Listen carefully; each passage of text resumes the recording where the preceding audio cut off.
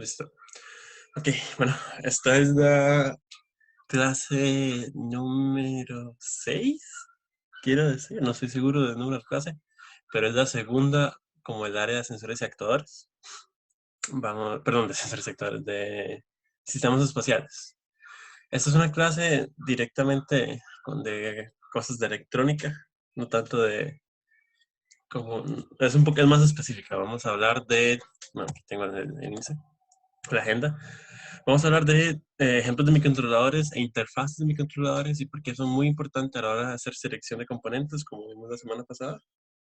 Y luego simplemente vamos a hablar de tipos de sensores, de tipos de formas de comunicación, de tipos de actuadores y, bueno, hasta acá, pero también de alimentación, cómo vamos a alimentar todo eso.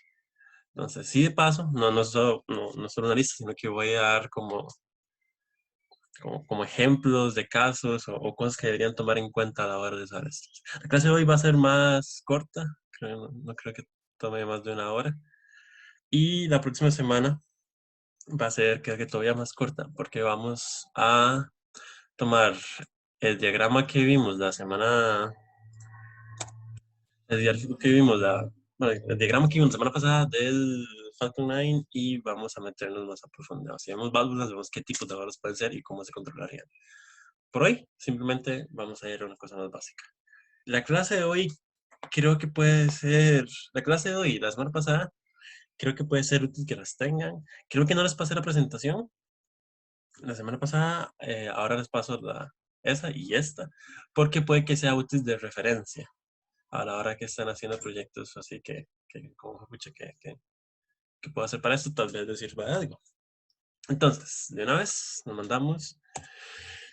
Entonces, cuando hablamos de micros, ese es un término un poco vacilón que la gente como de tercer, cuarto año de electrónica y mecacomputador les va a decir como microcontrolador, microprocesador, porque hay una diferencia. Y, bueno, ¿quién soy yo para hablar de esos términos? Pero hasta un poco polémica. Porque sí, si yo les digo a ustedes, una computadora, laptop, el celular donde están viendo esto ahorita, eso es un microprocesador. Pero un Arduino, por ejemplo, es un microcontrolador. Los dos tienen un CPU, ¿verdad? Los dos tienen tipos de RAM, almacenamiento. Que uno tenga procesamiento gráfico y el otro no implica mucho, porque con mucho esfuerzo se puede programar una unidad gráfica en el CPU del Arduino. Arduino Game, creo que se llama esa librería y todo, pero se puede. Entonces, ¿qué es la diferencia? Y discutiendo con gente, me gusta la definición de que son los periféricos. Un microprocesador por lo general, no quiero decir que exclusivamente, pero funciona ya con sistemas operativos donde usted tiene gestión de paquetes, una terminal bien cómoda y por lo general como el Linux o algo similar. eh, pero eso no es exclusivo. Si me usas a chip que hace esto de componentes de circuito, las plataformas como Arduino, esa es justo la definición. Porque, ok, cuando ustedes ven una Raspberry Pi, ustedes ven los pines que tienen. De hecho, es que no tengo. Bueno, vamos a ver una foto. Vale, sí, la primera que salga. Ustedes ven una de estas y ven que los periféricos son más de... Ay, perdón. Los periféricos son más del estilo de alimentación, para dispositivos USB, internet, ese tipo de cosas. Sin embargo, si tienen GPIO. Entonces, uno puede argumentar que una Raspberry Pi es más para controlar cosas de hardware que una computadora de escritorio.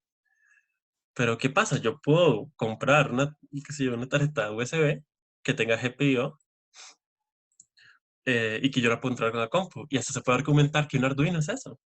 Si yo programo un Arduino conectado a una computadora, quiere mandar instrucciones a Arduino y el Arduino se ejecuta, se puede decir que que la computadora es un microprocesador y el Arduino es simplemente un periférico.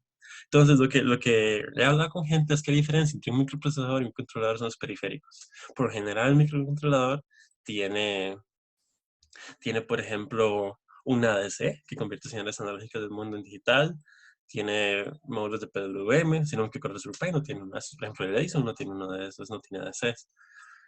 Los microprocesadores por lo general tienen mucha capacidad de procesamiento porque son más para como de procesamiento de alto nivel, tal vez. Y claro, el set de instrucciones varía muchísimo. Pero en el caso de ARM, se pueden tener microprocesadores que usan el set de instrucciones ARM 7 y microcontroladores que usan eso. Como es, por ejemplo, entre los Raspberry Pi y un STM32 144. Ambas usan ARM 7 con el mismo set de instrucciones. La diferencia es, y como les digo, es un poco polémico. Como yo puedo ver en el chat, o sea, ya estamos discutiendo. Por eso, simplemente para la clase introductoria y en general para proyectos de introducción, vamos a hablar también vamos a hablar de que vamos a usar microcontroladores, porque son por lo general más sencillos, no hay que pensar en sistemas operativos, porque a nivel de prácticos son hasta más baratos y todo eso. Puse un asterisco aquí, por ejemplo, tengo el Raspberry Pi y el Edison, les puse un asterisco. El Edison, es que esto es del año pasado, el Edison ya está deprecado, ya no se usa. Yo tengo uno, pues si quieren usarlo algún día, pero sí, eso ya está deprecado. Esos son microprocesadores. Y por lo general es muy difícil usarlos a nivel de un ROD, por ejemplo, sin periféricos externos. Mientras que los otros sí tienen unas cosas. Entonces, cuando yo les hablo de Arduino Uno, les hablo de un Arduino Pro Mini, una Teensy, STM32, PIC, todos esos son microprocesadores directamente. Raspberry Pi, Edison son ejemplos, BeagleBoard, no sé, hay otros. Bueno, estos son ejemplos, no es ningún tipo de lista, ni que solo les recomiendo estos. Hay muchos muy buenos. Está la SP32. No sé, ahorita no se me vienen a la mente. Los Feders, de hecho aquí está un ejemplo de Feder, no sé por qué no lo puse en la lista. Pero hay muchos, hay muchísimos. Probablemente ustedes pueden encontrar cientos de diferentes. Solo la plataforma Arduino, que la definición se ha borrado un poco. Mientras usted es el bootloader de Arduino, se puede considerar un Arduino. Entonces ni siquiera está limitado a hardware. Es, es otras cosas. Pero bueno, entonces veamos un ejemplo bastante simple. El Arduino Pro Mini. Perdón.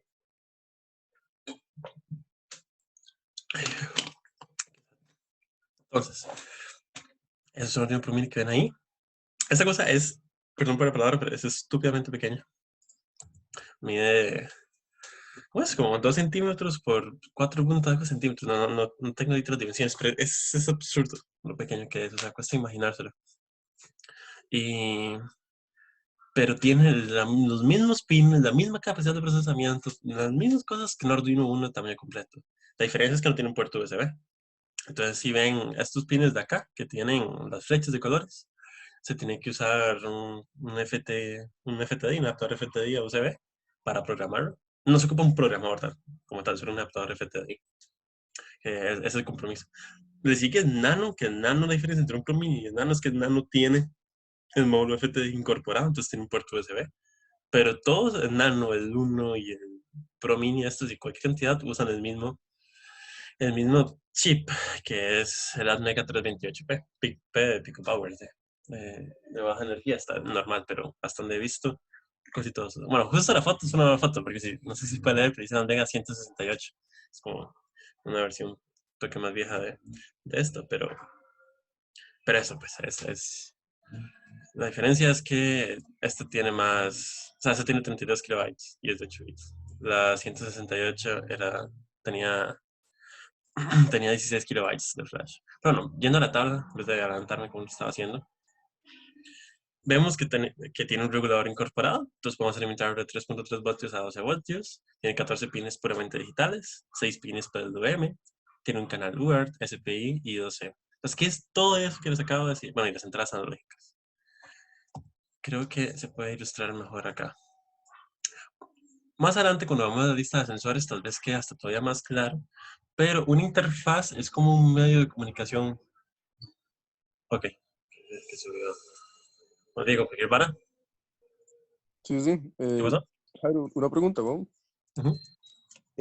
¿Vos sabes si uno puede utilizar un Arduino Uno, digamos, con alguna librería para programar el Pro Mini, Pro Micro? Bueno, porque yo Ujú. sé que yo puedo programar, por ejemplo, un Tiny utilizando un Arduino Uno como loader, pero no sé si este podría hacer lo mismo. O necesito de Hmm. fijo el Ok. ¿cómo se llama? Usted dice que si se puede usar No. otro Arduino para programar esto en vez de un FTDI. Ah, exactamente.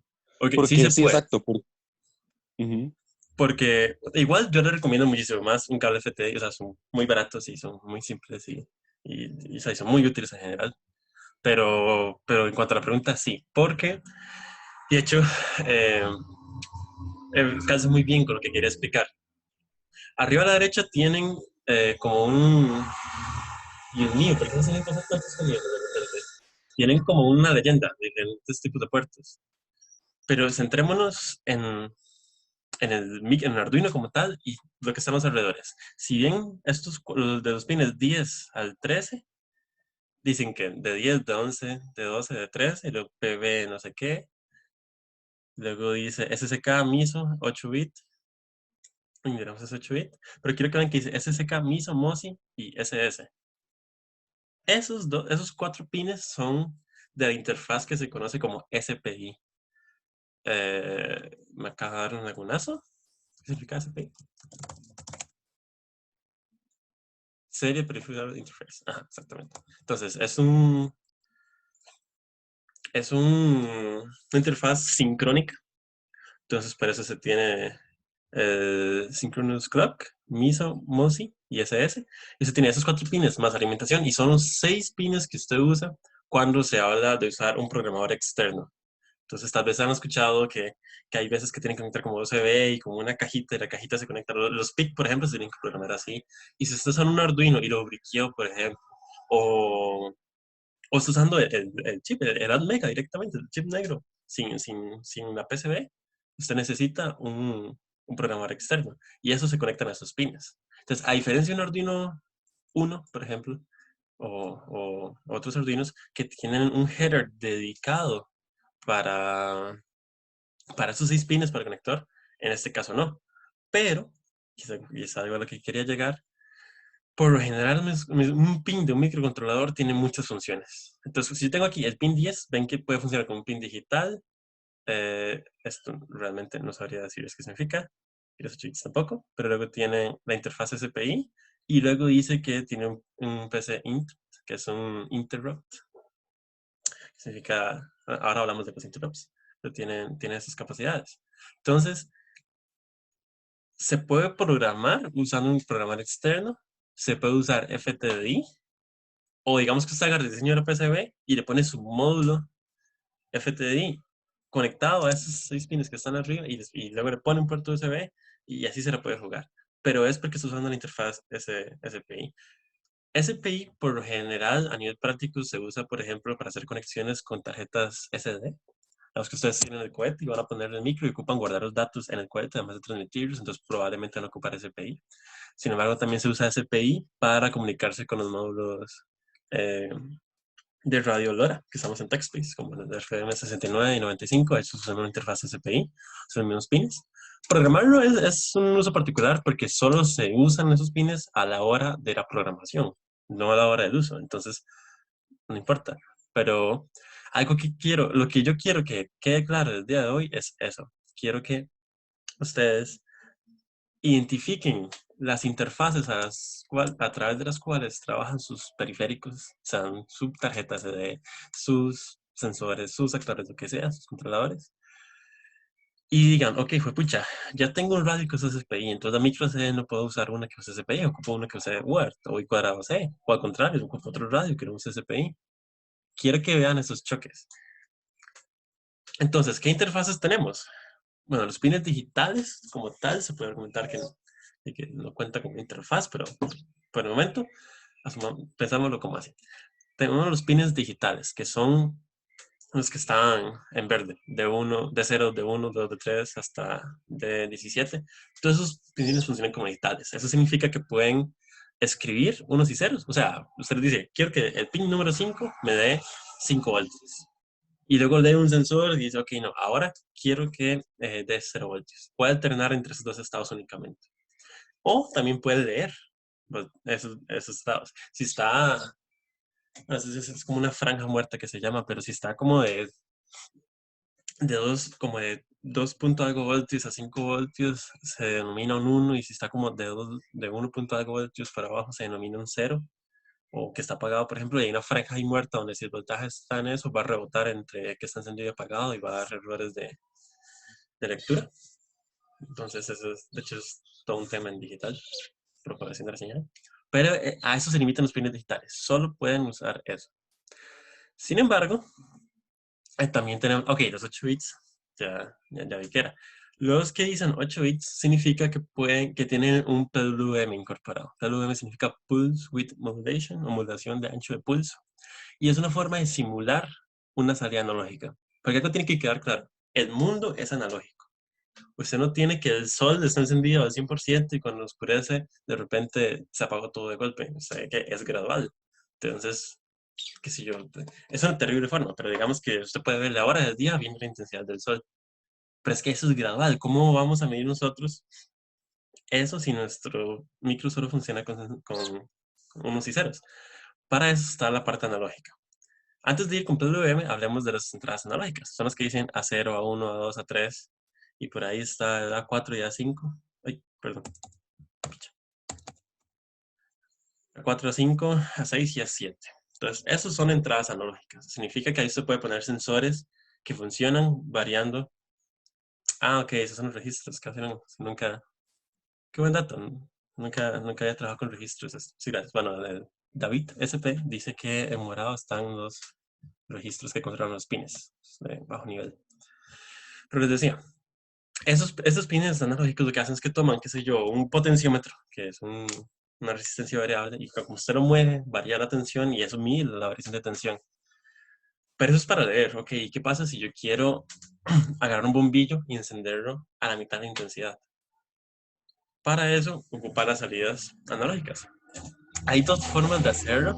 Eh, existen, igual que están los ADCs, que es Analog to Digital Converter, están los DACs, los DACs, Digital to Analog Converter.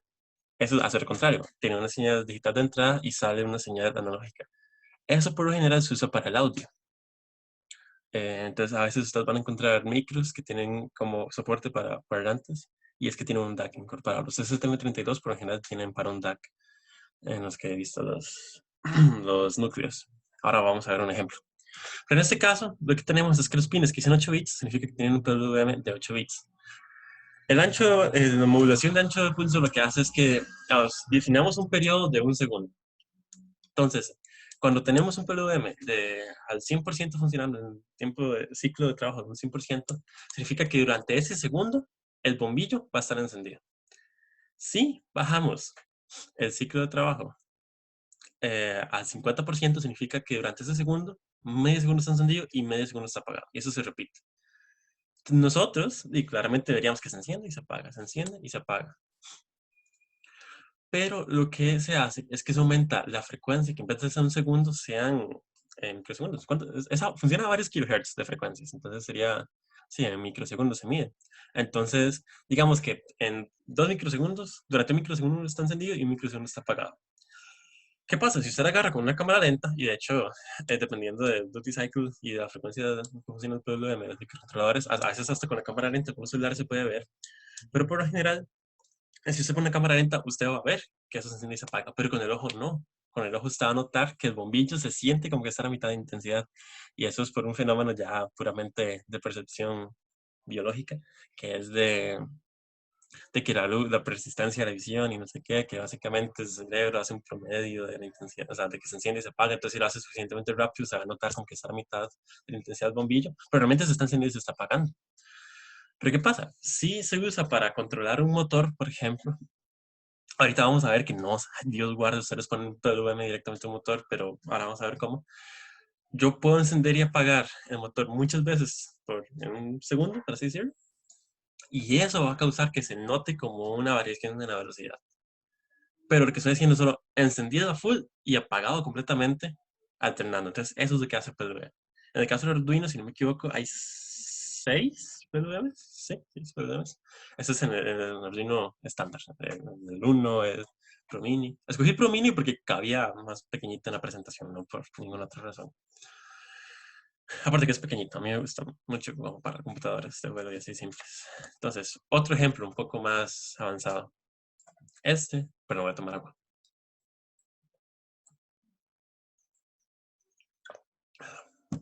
Seguro que claro, en cualquier momento nada más me dice. Este perdón, este es un STM32. Son muy buenos, me gusta mucho ese STM32. Creo que había conversado la semana pasada y si no, se los digo, hay cientos de diferentes STM32. Este en particular es una placa Discovery que se llama la línea Discovery STM32, que tiene un STM32 L0. El L significa que es de baja potencia y el 0 significa que es de como la frecuencia y funcionamiento más baja, si no me equivoco. Tiene, sí, 32 MHz, funciona. ¿Pero qué tiene? Tiene un módulo de LoRa incorporado. Pero no es este de acá, me equivoqué. Este módulo de acá, como que es como metálico. Entonces lo que tenemos es, en una sola placa dedicada, tenemos un microcontrolador sumamente potente, ya vamos a ver las características. Y tenemos un módulo de LoRa de alta potencia, no es el R95, tiene todavía más. La potencia de transmisión es altísima y la de recepción y la sensibilidad es muy baja también. Entonces, esta la íbamos a usar, o sea, nosotros en TechSpace, el primer año que hicimos el primer proyecto como de sistemas especiales, hicimos fue un globo meteorológico. De hecho, tenemos los globos, tipo, la parte que se infla guardada en el CTEC, pero nunca llegamos a la construcción. Era porque se iba a trabajar con SGAC, una organización internacional del espacio, que lo iban a patrocinar, pero al final hubieron problemas y no se dio. Pero tenemos el diseño, tenemos la propuesta de diseño. Si uno quiere ver esa propuesta, se les puede mandar. Un poco viejita ya, de 2018. Pero usamos este y con este micro más radio, y no con esta antenita, sino con antenas un poco más dedicadas, teníamos un rango de 35 kilómetros de comunicación en línea vista, un poquito más. Entonces eso nos permitía estar en contacto constante con el globo. Que era un limitante con otros globos que se han lanzado acá. No estoy seguro si ya el GasLab del UCR ya cambió y tiene telemetría constante, pero por lo general, en el GasLab Energía, Grupo de Ingeniería Espacial del UCR, cuando lanzaban globos meteorológicos, usaban un módulo que mandaba, o sea, tenían como un micro y todo guardando los datos en una SD, no tenían telemetría. Lo único que tenían era como un aparatito que se usa cuando se va como de montañismo y entonces lo que tiene es un GPS y comunicación satelital. Entonces, como cada 30 segundos manda un mensaje de texto con las coordenadas de dónde está actualmente y la altura. El problema es que cómo funciona con mensaje de texto, a partir de cierta altura ya tenía cobertura celular, porque las antenas del radio, pero las antenas de señal celular están hechas con un patrón de radiación horizontal, para así decirlo, para que se llene la Tierra, ¿no? A ellos no les importa que el espacio tenga señal de celular. Entonces, a partir de cierta altura no funciona. Entonces, la idea con este globo era montar como la infraestructura para tener telemetría constante. Y este módulo nos permitía hacer eso. Entonces, ¿qué tiene esto en cuanto a características? La alimentación podía ser de 1.5 a 3.6, o sea, funcionaba a 3.3 voltios directamente. Pero aquí es tiene muchos más pines digitales, por ejemplo, que el Pro Mini tiene 40, pero tiene menos PWM y tiene menos entradas analógicas. Pero a ver qué pasa, tiene 4 canales UART, el Pro Mini solo tiene uno.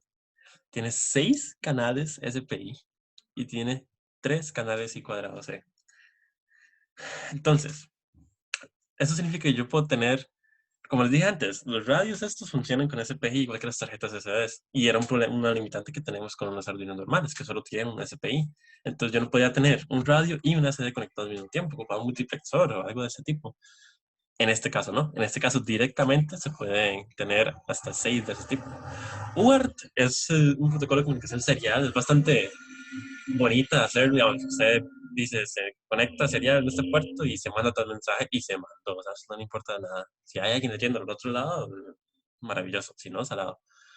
Entonces, pero los Arduinos normales tienen uno, y para los GPS, por ejemplo, se conectan ahí, otros tipos de radios se conectan ahí, cámaras TTL se conectan ahí, y solo tenemos una en los Arduinos normales, en este caso tenemos 4. Y cuadrado C, ok, en I cuadrado C quiero verme la presentación. Y cuadrado C son estos dos de acá abajo que dicen SCL y SDA. Cuadrado C es una maravilla porque en solo esos dos pines yo puedo conectar N dispositivos. Porque lo que funciona es que cada dispositivo que se conecta ahí tiene una dirección. Entonces, cuando se enciende el Arduino, le dice, ok, yo estoy conectado a una dirección tal. Bueno, realmente la progra hace un escáner en los pines y detecta cuáles hay. Pero digamos que tenemos un IMU, pero el IMU, ok, tenemos un giroscopio y tenemos un acelerómetro ahí. Entonces el acelerómetro dice, ok, yo estoy en la posición 1. Y el giroscopio dice, ok, yo estoy en la posición 2. Entonces lo que hace el Arduino es, ok, dice, bueno, yo a través de I cuadrado C voy a leer el giroscopio primero, guardo los datos. Y luego el acelerómetro y guardo los datos. A nivel práctico, un acelerómetro funciona con tres ejes. Yo ocupo el dato de la dirección X, en el eje X, en el eje Y y en el eje Z. Entonces ahí tengo tres direcciones. Entonces yo voy y le pido, ok, acelerómetro en la dirección 1, eje X, dirección 2, eje Y, dirección 3, eje Z. Y luego, dirección 4, el eje X de giroscopio, dirección 5, Y de giroscopio, dirección 6, Z de giroscopio. Entonces funcionan con direcciones y eso permite que yo pueda tener N dispositivos conectados en esos dos pines. Entonces es de las interfaces más flexibles y más usadas en general con microcontroladores. ¿Qué pasa? Las direcciones no son dependientes del microcontrolador. Bueno, hay un máximo, ahorita no sé cuál es, pero es muy alto. Son dependientes de que el dispositivo que se esté conectando pueda ser configurado a diferentes direcciones. ¿Qué pasa si yo tengo un giroscopio que dice, ok, mi X, Y, Z están en 1, 2 y 3 respectivamente, pero el acelerómetro que usted compró también dice, o sea, mis direcciones son 1, 2 y 3. Ahí no se puede conectar, porque van a haber choques en direcciones. Lo que usted tiene que hacer es revisar, que por lo general sí, si se puede configurar y cambiar que en vez de 1, 2 y 3 sea 4, 5 y 6. Y por lo general sí se puede hacer. Entonces ahí usted chequea. Un caso muy específico que me afectó a mí es un giroscopio de acelerómetro, o sea, un IMU de 6 grados de libertad, que es el MPU 6050. Es buenísimo, es súper fácil de usar. Pero ¿qué pasa? Solo tiene dos direcciones que se pueden usar. Entonces, tenemos dirección 1 y dirección 2 y las subdirecciones como para los diferentes ejes. Lo que pasa es que yo ocupaba tres, pero yo quería medir las tasas de giros en tres diferentes puntos del cubo. Y tenía mi control y no lo pude, simplemente no podía usar. No podía. Por eso, porque me faltaban las interfaces. ¿Qué tuve que hacer? Cambiarme a un STM32 que tenía tres interfaces. Entonces, ahí más bien me sobraban los canales I cuadrado C. Porque yo puedo decir que yo tengo I cuadrado C 0, I cuadrado C 1. Entonces yo conecto 1, 2 y 3 en I cuadrado C 0 y luego vuelvo a conectar 1, 2 y 3 en I cuadrado 1. Entonces yo puedo escoger qué dispositivos conecto en cuál I cuadrado C sin que haga un choque de direcciones. Igual, o sea, como les digo, I cuadrado se resuelve los problemas de choques que hay con diferentes interfaces. Entonces, otra diferencia que quiero que notemos con el STM32 y Arduino son los usos. O sea, ¿en qué casos yo usaría un STM32 y en qué casos usaría un Arduino? Yo no usaría un STM32 para hacer un carrito así pequeñito, porque, eh, porque es más caro. Y vean que no tiene los PWMs y no tiene las entradas analógicas que tal vez yo necesite para ese tipo de cosas. Mientras que un Arduino Pro Mini, o un Arduino Uno, lo que sea, más bien cumple ese tipo de cosas. Entonces, diferentes microcontroladores son para diferentes usos. No significa que haya simplemente uno mejor que todos. Hay que estudiar. Primero ustedes tienen que analizar qué variables ocupan medir, qué actuadores ocupan controlar y decir, ok, estas son las interfaces que yo necesito. Agarran una lista de sus microcontroladores favoritos y ven cuáles cumplen. Y los que cumplen, seleccionan el más barato. Ese sería el procedimiento. Con esto nada más quería ilustrarles como diferentes tipos de interfaces. Este es para que vean la cantidad de pines que tiene el LoRa este. Perdón, es el S22L0 con LoRa. Y luego, por último, quiero darles el que está siendo como mi micro favorito en este momento. Este es el Feather M0 con LoRa en el RF95, el módulo RF95. Este es hecho por Adafruit y usa un micro AdMed igual, pero el AdSam o el SAMD21, no sé cómo se dice, el SAMD21, digamos. Y el SAM21 es como el sucesor espiritual al Nega 328. ¿Qué diferencias hay con el Arduino, con los 328, con Arduino, por ejemplo? Solo se tienen como de 4 o 6, no me acuerdo. Se escribe el microcontrolador, o sea, el coso negro grande es Feather M0. O sea, el Feather siempre es como el Feather con un periférico. Igual que tú dijiste que las 732 tenían módulo LoRa, puede tener una pantalla, puede tener un controlador de motores o algo así. En este caso, los Feather también. Este Feather tiene un módulo LoRa también. Entonces, el módulo LoRa que tiene es RFM 95. Pero el chip, el cuadrito negro que viene en el centro, es el SAMD21. Lo desarrolló Microchip, pero Atmel compró Microchip, entonces ahora pertenece a Atmel. Y eso significa que en general hay mucho soporte con Arduino y con todo ese tipo de cosas. ¿Qué pasó, don Diego? O sea, perdón, no, don Diego. Madre, creo que se metió usted. Ajá. Sí, puedes escribirlo en general, es que creo que se lo pasaste como por Madre, privado. sí, sí, tiene toda la razón, soy retrasado. Ya voy. Pero ya ves. Está, pero hay más, sorry. Eh, Les decía, este es como el seguidor espiritual y tiene todo el soporte que usted puede tener con Arduino, lo tiene para este. Pero ¿qué cosas tiene diferentes? Bueno, primero vamos a ver la tablita esta fea. Funciona a 3.3 voltios. Mucha de la lógica de micros ha estado pasando como de 5 voltios a 3.3 curiosamente. Pero tiene un regulador de trabajo voltaje, de low dropout, lo que significa que usted puede usar una batería de 3.7 voltios o más para limitar esto. Tiene 20 pines digitales, 8 son PWM. Igual tiene un UART, un SPI y un cuadrado C en el mismo RAID que el Atmeca 328. Tiene 10 entradas analógicas, que son más que el, ¿qué, qué? Que el Arduino normal.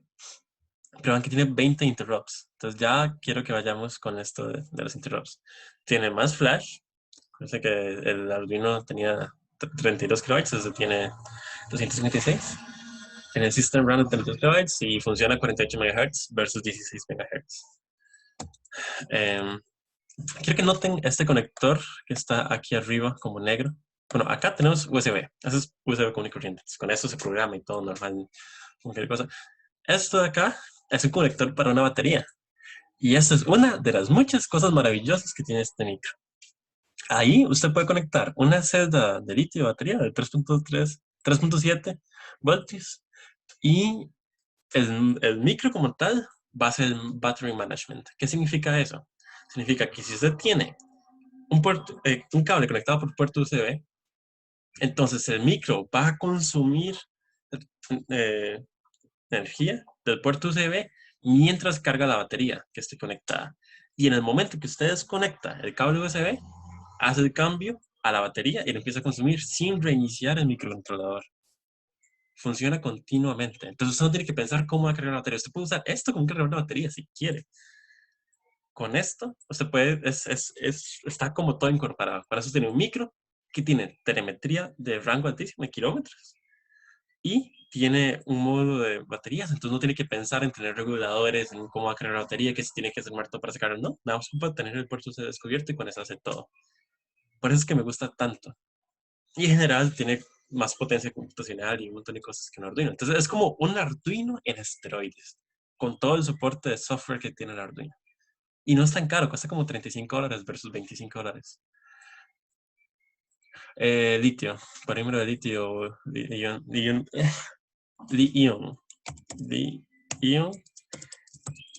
lo soporta, pero usen LiPo, Lithium Polymer.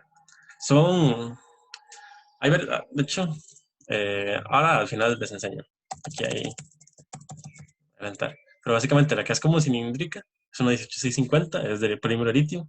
Una celda de esas son 3.7 vatios, es estándar. Lo que está aquí abajo es un paquete compuesto de este tipo de baterías. Entonces ve que dice 7.4 vatios. Es que pusieron dos de estas en serie, entonces se suman 3.7 más 3.7, 7.4, y luego pusieron varias en paralelo para aumentar la corriente máxima. Entonces, básicamente soporta en una batería, ve que esta batería dice 2S, significa que tiene dos baterías en serie. O sea, ustedes saben que cuando tienen baterías en serie se suma el voltaje y cuando se ponen en paralelo se suma la capacidad. Entonces, en este caso, lo que hicieron es que tienen dos S, dos en serie. Y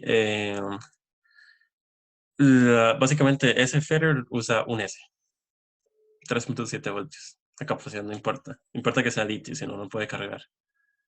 En cualquier caso, si usted quiere usar una batería en moto, digamos, no sé, bueno, una moto no. Creo que sí soporta 12 voltios, pero se puede sobrecalentar. Aquí tiene dos pines que dicen batería, que lo que se hacen, o debería tener otros en algún lugar que dicen UEI, pero eso es básicamente el que hace es que se salta el, el, el battery management y simplemente conecta directamente esa entrada a la red, al regulador, perdón. Entonces el regulador regula esa entrada, pero no tiene el switch ese automático, sino que simplemente usa la batería, usa USB, y si desconecta el USB se reinicia, pero cambia la batería y no la puede cargar. La jugada es que si usted usa una DIPO que conecta por ese puerto, tiene todos esos extras ahí bonitos de cargar la batería y todo eso. Pero entonces ya vimos que es mejor. Entonces, algo muy importante, que son los interrupts. Los interrupts eh, se pueden usar en los pines estos que ven como amarillos que dicen EINT. Esos son external interrupts. Básicamente es, digamos que usted tiene una progra que lo que hace, usted tiene dos bombillos, dos LEDs conectadas al Arduino. Un LED verde y un LED rojo. Entonces, la progra del Arduino, lo que está en el loop, es decir, enciende la LED verde, se espera un segundo, apaga la LED verde, se espera un segundo y repita eso constantemente. Eso es lo único que hace. Ya se está aprendiendo a programar. Entonces, ¿para qué son los interrupts?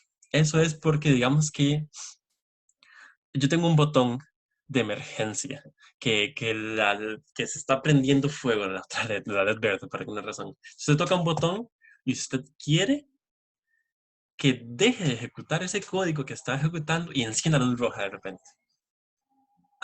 Una forma de hacerlo sería que después de encender y apagar la luz, revise a ver si el botón está encendido. Pero eso es una mala práctica terrible, porque ¿qué pasa si no lo leyó en el momento que se tocó el botón? Es como si no hubiera pasado nada. O ese es el principal problema. O qué pasa, o sea, simplemente usted está leyendo algo en un periodo de tiempo muy corto y usted tendría que tocar ese botón en ese momento. Y ya vamos a esos problemas mecánicos, que qué pasa, porque los botones tienen el problema de rebote. Si ustedes ponen un osciloscopio a un botón y ustedes tocan el botón, van a ver que empieza con ruido, como que hacen dos placas, y suena así hasta que se quedan pegadas por el rebote. Entonces, ¿qué pasa si sí lo leyó cuando tocó el botón, pero justo hay un rebote y no lo leyó y ya se jodió? Entonces, da muchos problemas. Un interrupt lo que hace es que detecta, o sea, dedica un pin exclusivo para aguantársela y ver si un botón es tocado. Si sí, le dice a todo, suba un toque y ejecuta la función y luego sigue donde lo dejó. Es básicamente interrumpe el código actual para correr una función. Esa función tiene limitantes. Por ejemplo, no se puede usar los delays. Se puede usar MIDI si no me equivoco, pero no se puede usar delay. Y hay ciertas cositas que no se pueden hacer, pero sí se pueden cambiar pines. O sea, se puede encender la luz roja y apagar la luz verde, por ejemplo. Se podría decir cuando se toca el botón. Entonces, un interrupt funciona como para una emergencia, para cancelar. Las ustedes tienen un robot y tienen, no sé, unos sensores de proximidad que detectan como si hay una pared al frente cerca. Entonces, ustedes pueden, en un ciclo cada cierto tiempo, estar leyendo que si el sensor detecta algo. Pero ustedes están haciendo un rover en Marte y tienen un sensor prendido para abajo y ven que debajo hay un barranco, y ustedes no quieren eso. Ustedes quieren que en el momento exacto que el sensor detectó que se va a ir para la mierda, que pare todo y dé la vuelta. Para eso son interrupts. Son para funciones externas. Es un interrupt externo. Es algo que interrumpe el código y se mete. Se corre y luego sigue exactamente donde lo dejó. Y son muy importantes. Como digo, para cuestiones de emergencia, proximidad, de algún error, para todo ese tipo de cosas se usa. En los horarios normales tienen como de 4 o 6, no me acuerdo, perdón, el número de interrupts que tienen. En todos los pines digitales son interrupts. Entonces, no importa, o sea, siempre va a tener disponibles probablemente. Entonces, esa es una de las muchas cosas buenas que tiene. Ok, entonces ya hablamos mucho de micros muy aburrido. Vamos a hablar de qué le puedo pegar yo al micro. Entonces, ¿qué tipos de sensores hay? Vas a empezar como con uno muy volado, sensor de profundidad. Hay varias formas de visión, perdón. Sensor de visión, una cámara, ¿verdad? Pero una cámara puede ser una webcam como la que tienen los compus de ustedes y pueden usar una herramienta como OpenCV, por ejemplo, si quieren. Es extremadamente potente y funciona para básicamente reconocer como patrones. Digamos, si tienen un código QR, entonces pueden leer el código QR o cosas más voladas, como identificar personas, o si ponen una cámara afuera de su casa y que le diga, hoy pasaron tantos perros al frente de su casa. O la velocidad de un carro, detectar carriles de una carretera. Cosas así se pueden hacer con eso. Meramente, y es como viendo patrones en la cámara. Pero cosas como medir distancias es algo que se no podría hacer. Entonces, hay cámaras, como esa que está en la foto es una Intel RealSense. Son unas cámaras que sacó Intel que son de profundidad. Entonces, tienen varios lentes que usan visión estéreo, igual que nosotros tenemos dos ojos separados. Eso es para que viendo como los diferentes ángulos que ve cada ojo, con eso se puede interpretar la distancia a la que está un objeto. Esas cámaras hacen exactamente lo mismo. Entonces, en vez de ver una foto normal, a usted le arrojan como una foto en blanco y negro, donde lo más negro es lo que está más profundo, o lo más blanco es lo que está más profundo, por ejemplo. Entonces, la interfaz de comunicación y el voltaje de funcionamiento. Si usted tiene sensores de 5 voltios y un micro de 3.3 voltios, puede que funcione. Cuando son y cuadrados, por lo general sí, pero es algo que tiene que revisar, que el voltaje, o sea, que nada más usted busca como revisar si su Feather soporta 3.5 voltios por y cuadrado. Si no, hay unas plaquitas, unos breakouts que se llaman shifters. Lo que hacen es que tienen como pines a un lado y pines a otro lado. Entonces, si un lado es de 3.3 voltios y otro lado 5 voltios, pueden ser bidireccionales. Entonces, si en el lado 3.3 voltios un pin se le subió en uno, entonces su correspondiente se sube a 5 en el otro lado. O si el otro lado se puso un 5, aquí se le pone un 3.3. Hay unos que son. Hay unos que son más o sea, de alta velocidad y se pueden usar para datos, como cuadrados, hay otros que no, que son más como para cosas digitales, botones y así. Baudios no necesariamente porque se configura a ambos lados. El Baudio es para UART, porque eso es sincrónico, entonces tienen que estar de acuerdo a qué velocidad se va a transmitir. Entonces lo que se hace es que usted tiene, o sea, usted tiene que especificar primero por ejemplo, un XBee. Un XBee es un tipo de radio de comunicación. Usted tiene su herramienta, su programa en la computadora que usted ejecuta y usa un adaptador y conecta al XBee. Y ahí usted dice que el XBee va a usar 9600 bits por segundo. Entonces tiene que ir a Program y decir que va a usar 9600. Pero eso casi solo se aplica a UART porque es asincrónico. Para i cuadrado c no, porque lo que hace más es como el Arduino se mete en los registros donde están la lectura de los sensores, pausa la escritura, lee lo que está ahí guardado y se lo lleva.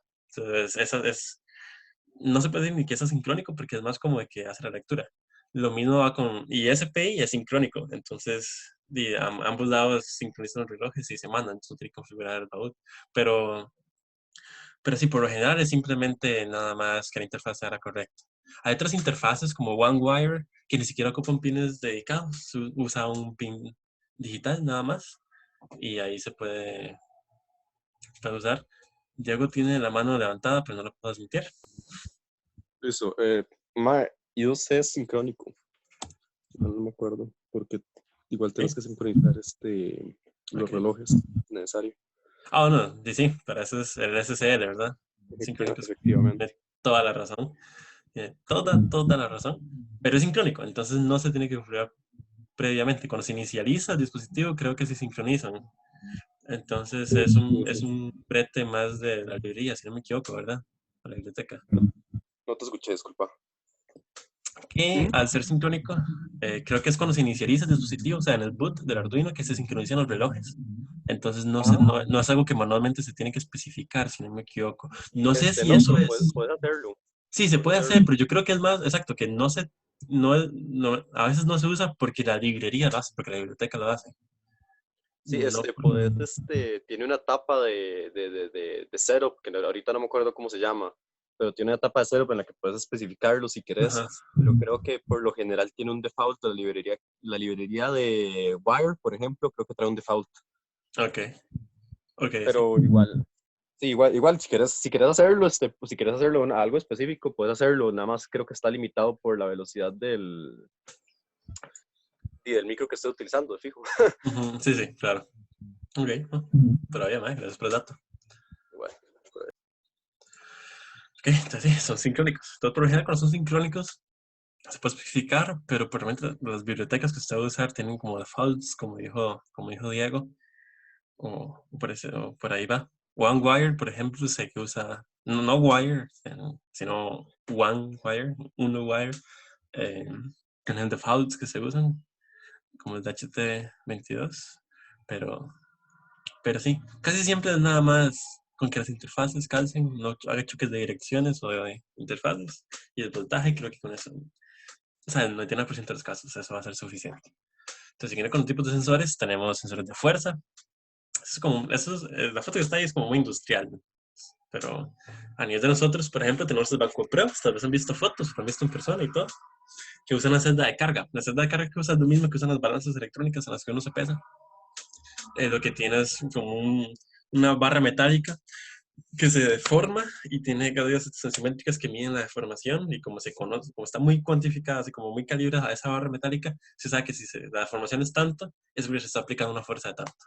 Y así se puede medir la fuerza. Y así medimos la fuerza que ejercen los motores de cohetes. Tenemos también como temperatura y humedad. Los que están ahí son muy arcaicos, por así decirlo. Mi recomendación principal y que me ha servido excelente todas las veces que lo he usado de temperatura y humedad es el DHT22. Lo único que ocupa es un pin digital con ¿cómo se dice? Resistencias que se ponen para fijar un voltaje en uno o fijar un voltaje en cero. Un pull-up, perdón. Una resistencia pull-up a un pin digital y listo, y se lo jugó. Con eso ya lo puedo usar. Y es un sensor que tiene tanto temperatura como humedad en un solo sensor. Súper fácil de usar y todo. Se lo recomiendo mucho. Sensores de luz. Ahí está la fotoresistencia, que es una resistencia cuya resistividad varía con la cantidad de luz que le llega como en esa serpentina que tiene en la parte de arriba. Eh, Está bien, pero es analógico. Y a veces cuesta mucho como calibrar su dispositivo para usarlo. Y cuesta mucho saber cómo tanta resistencia equivale a tantos lumens. Entonces, yo les recomiendo más como el VH 1750, por ejemplo. Es un sensor, es I cuadrado C y le da los valores en el lumens directamente para ver la luminosidad de algo. Esto es de proximidad. Este sensor que está ahí, o sea, es un sensor de Time of Flight. Time of Flight es de mis sensores como que me da como wow. Literalmente lo que hace es que envía un pulso de luz y mide el tiempo que tarda esa luz en regresar. Así al suave. Saben que la luz va a la velocidad de la fucking luz, ¿verdad? Entonces mide el tiempo que tarda la luz en salir y regresar. Y con eso determina la distancia que están las cosas. Hay otros tipos de sensores de proximidad, por ejemplo, de Sharp, que son como unos ojos ahí, todos los han visto. Lo que tienen es que miden el ángulo de incidencia y la intensidad de la luz que lanzan para determinar la distancia. Los sensores láser, por ejemplo, hay varios tipos. Uno de ellos puede ser de reflectividad, ver la intensidad de la luz del láser que refleja.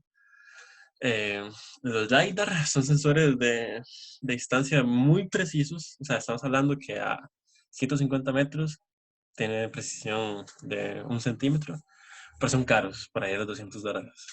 Son pequeñitos y son muy compactos y son muy precisos y confiables y todo, y exactos, pero son carillos. Entonces, como para que sepan, por ejemplo, un globo meteorológico y así, es que realmente no sé nosotros. Se usa mucho para fotogrametría, que es para medir la distancia de diferentes puntos y hacer un mapa de esto, o para SLAM, que es hacer ese mapa y ubicarse dentro de ese mapa, pero por ejemplo, en Gopato, cuando yo estaba trabajando dirigiendo el proyecto de drones, lo que hacíamos, de hecho ahí conocí a Diego, lo que hacíamos era tener un LiDAR debajo del drone para que cuando iba a tener que bajar a 20 metros sobre la superficie para dejar el paquete, entonces usaba un LiDAR que apuntaba hacia abajo y lo leía en la Raspberry Pi. bueno, Arduino que está conectado a Raspberry Pi. Entonces hay diferentes esos. Un IMU es algo que ustedes de fijo van a usar en, en los cohetes. Es un Inertial Measurement Unit. No sé, me cuesta mucho decirlo. Es un paquetito que ustedes van a decir que tiene 6 grados de libertad, o 9 grados de libertad, o 10 grados de libertad. Con 6 grados se refiere que tiene acelerómetro y giroscopio. Y cada uno de esos puede medir cada eje, digamos, X, Y, Z, acelerómetro, X, Y, Z, giroscopio. 9 grados significa que también tiene un magnetómetro, X, Y, Z, el campo magnético de la Tierra, o campos magnéticos, pero por general se usa el campo magnético de la Tierra para ubicar como el norte, sur, este, oeste. Entonces es una dirección más absoluta que el giroscopio y acelerómetro. Sí, sí les advierto. Por ejemplo, un giroscopio no mide el ángulo en el que usted está apuntando en este momento desde cuando se encendió. Lo que hace es que mide los grados por segundo a los que se está moviendo en este momento. Entonces, si usted tiene grados 3 segundos y usted se mueve por tantos segundos, usted lo que hace es que integra y la función o lo multiplica por el tiempo, pues, si es constante.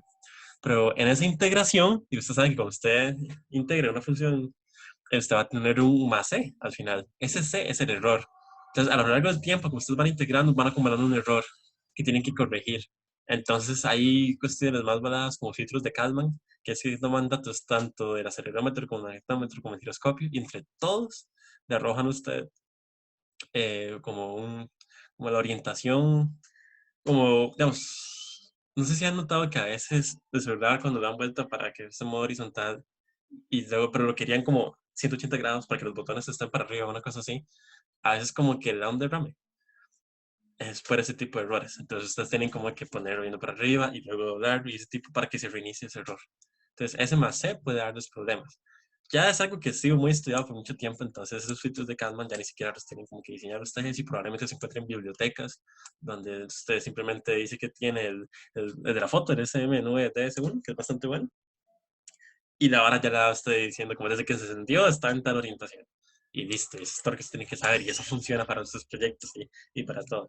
Pero si ustedes lo que están es agarrando como la unidad, o sea, como el valor de aceleración y con eso quieren saber dónde están esos momentos de su punto inicial, tienen que integrar 2 veces, entonces su error será cuadrado y en general es no recomendado.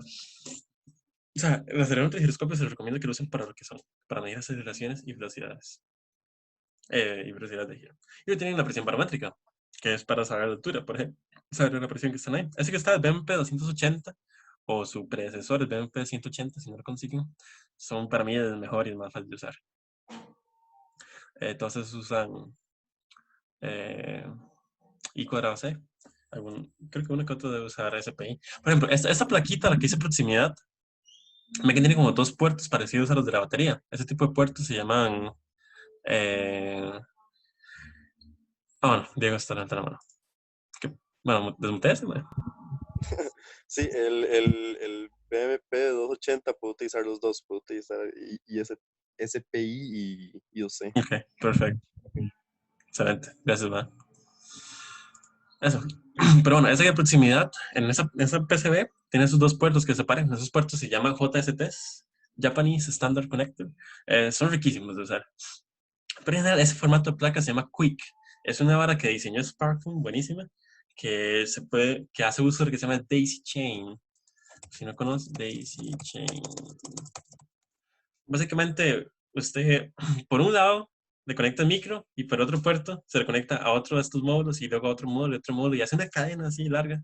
Y por la naturaleza de I cuadrado C, y si estos son los módulos Quick y los conecta de esa forma, eh, Smartphone tiene soporte de librerías para que se autoconfiguren, nunca tenga problemas de direcciones y entonces puede ser como una cadenota, así larguísima de sensores.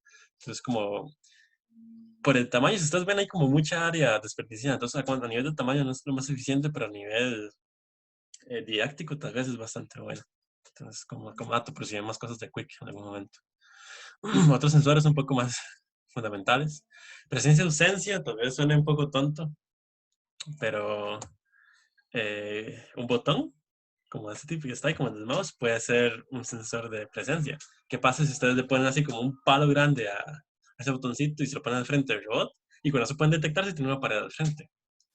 Que no es lo más elegante, es cierto, pero funciona riquísimo. O sea, si eso lo detectas es porque hay una pared al frente, literalmente. Entonces funciona para eso. Luego están los sensores capacitivos, por ejemplo, que lo que hace es que... Bueno, el capacitivo siempre me comí en sensores. El inductivo lo que hace es que induce una corriente de en la superficie y luego mide el campo de regreso, mide la diferencia de campos y con eso detecta si hay un objeto al frente, pero eso depende...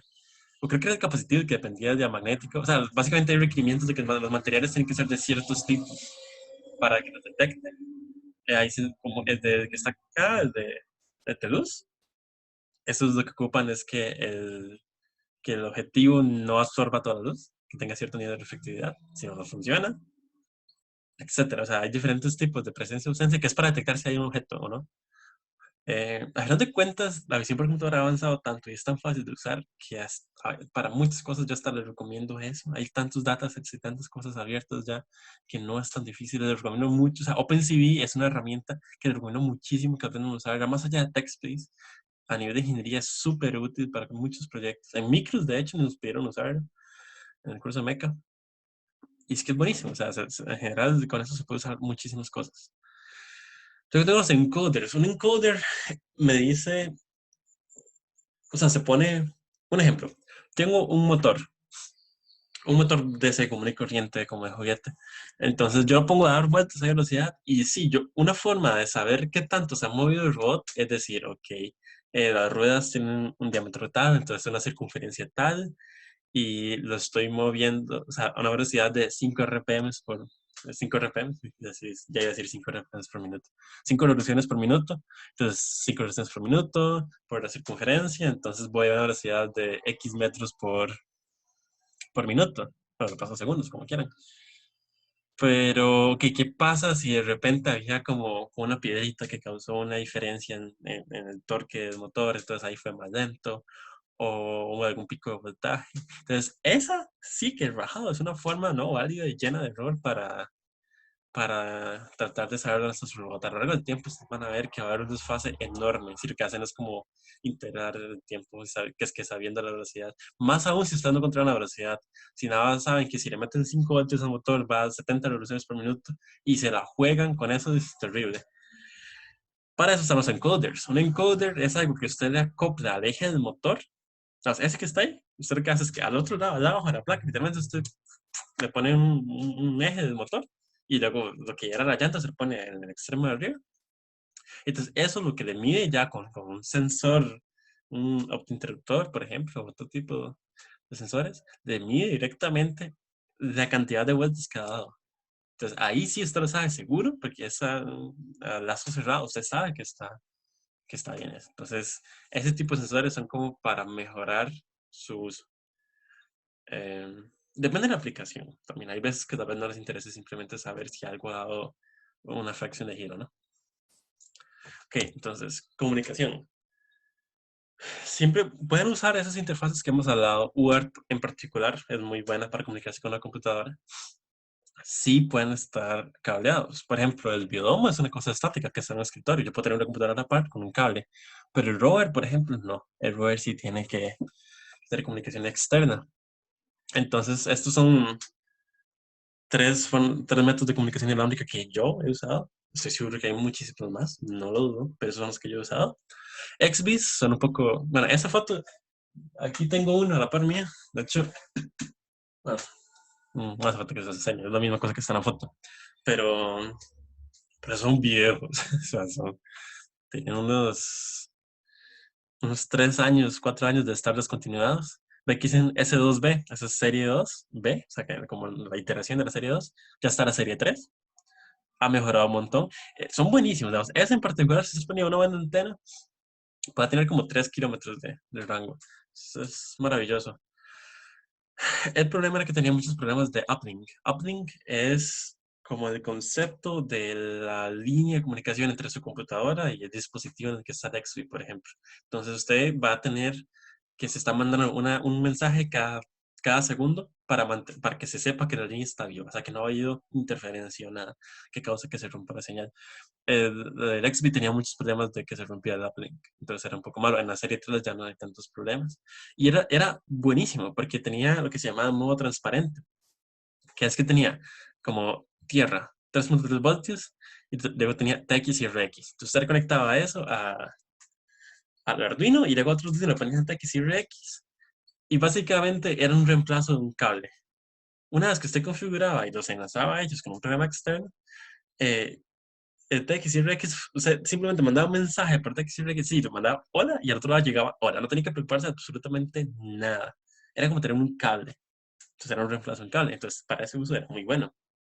Pero como digo, a veces falla mucho el uplink y era muy problemático.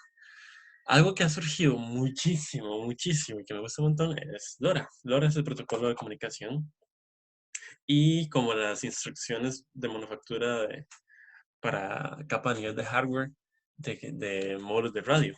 Hay dos bandas principales de frecuencias para LoRa. Una es la de 435 aprox, no me acuerdo los números ahorita, megahertz. Y luego se tiene la banda de 868 a 915 aprox megahertz.